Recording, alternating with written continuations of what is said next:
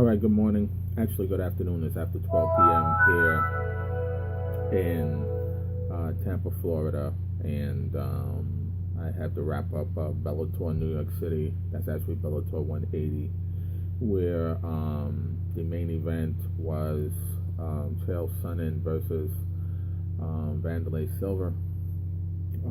This has been a feud that's been going on for a while. Actually, it was one of the most solid fights of the night, although maybe a little bit boring because Chael Sonnen is a grappler wrestler, and he did manage to ground and pound Silva for about 90% of the fight. He won unanimous decision. Vanderlei Silva was not too happy, but it was a solid fight. Not what I thought.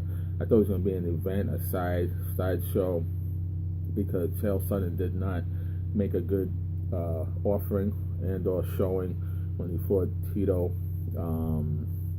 and I just thought that he was going to put in another clunker, but Chael Sonnen at the age of 40 probably got a couple more in him, but you have to understand that the older you get, you're going to go back to your roots, and wrestling is his roots. He did solid. Now, I do want to talk about the co-main event, which was Fedor versus this other heavyweight, and I won't even say his name, but Fedor lost about a minute into the fight, and Fedor is 40, and Mitrione, I said his name. Mitrione is 38. I didn't really expect much to happen. However, at this point, I believe it's getting dangerous for Fedor. He's a shadow of himself. It was a point in the match where it was a filling out period, and they both landed a punch, and they both went down. It was, I guess they call it a double knockdown, and it looked cartoonish. And when those types of awkward things happen, Fedor really needs to take a step back and consider not doing this. He's going to hurt himself, or someone's going to hurt him really bad. I mean, he got knocked stiff. I mean, his toes was curled, his eyes was rolling, and he's not fast enough. I know that Bellator is probably paying him a significant amount of money, but he really needs to consider whether it's even worth his time. Now, I also want to talk about there's a switch in the lightweight champion for Bellator. Michael Chandler was going up against a virtual nobody who was 7-0, hard worker. Bellator apparently signed this mixed martial artist when he was 2-0, so he grew up through Bellator competition. I thought it was a solid fight. I mean, he saw that Chandler's ankle was hurt, and he kept on going to it, and there's nothing wrong with that. So I really hope no one really have a problem with that. New lightweight champion of the world. I just think that Chandler went in there with a chip on his shoulder, like, hey, you know what? I'm the old guy. I'm the veteran. I'm proven. Mixed martial arts is a strange sport. It will humble you, and I hope that he realizes that nothing is guaranteed in mixed martial arts. He should have knew that already. I do also want to talk about the welterweight championship, which put me to sleep. Absolutely put me to sleep. Okay, Lima defended his title.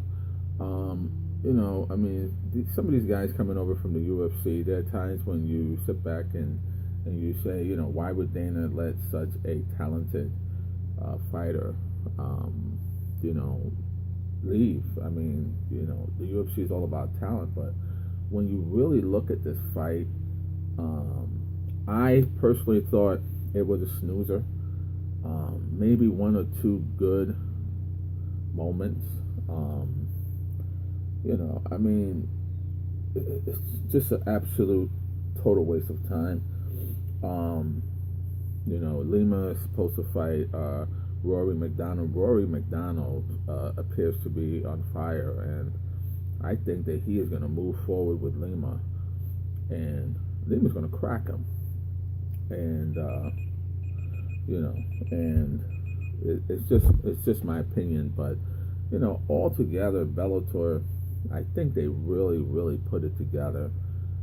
They stated that the gate was 12,000 fans came in, so they probably made decent amount on their ticket sales. I'm sure that their pay-per-view buys probably didn't hit 1 million, but it's a good start. I mean, they're trying to get it together. They got the backing. It's owned by Viacom. They got Scott Croker, who appears to know what he's doing. And these UFC guys coming over, they appear to be happier. And when you have a happier crowd, you're going to have better fights, and the crowd is going to be pleased.